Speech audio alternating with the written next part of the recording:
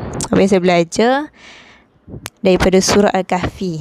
Sebab yang saya tahulah daripada surah Al-Kahfi, kan yang pun dua sahabat Al-Ashabul Kahfi tu kan, yang terjaga daripada berapa tahun mereka tidur dekat dalam gua. Lepas bangun-bangun tiba ada emas. Macam mana nak kata, ada dia pun pergi 1 pekan, adalah pertukaran tu. Dah ada. Aku hidup zaman mana ni?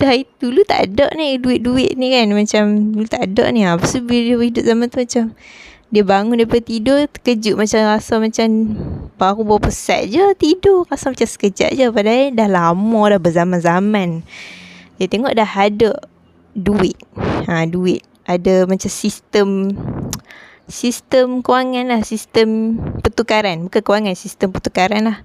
Daripada zaman yang kita belajar dulu, zaman dulu sebelum adanya duit, ada sistem barter kan, sistem barter yang tukar dengan secara suka sama suka. Macam contohlah Ali nak tukar dengan Pak Abu, tukar lembu dengan kambing. Dia macam kambing tu kecil, lembu besar, tapi macam dia boleh je macam mana nak kata, dah tak ada benda, dah tak ada, macam tak ada pilihan. So yang tu je lah, dah tukar sama suka lah.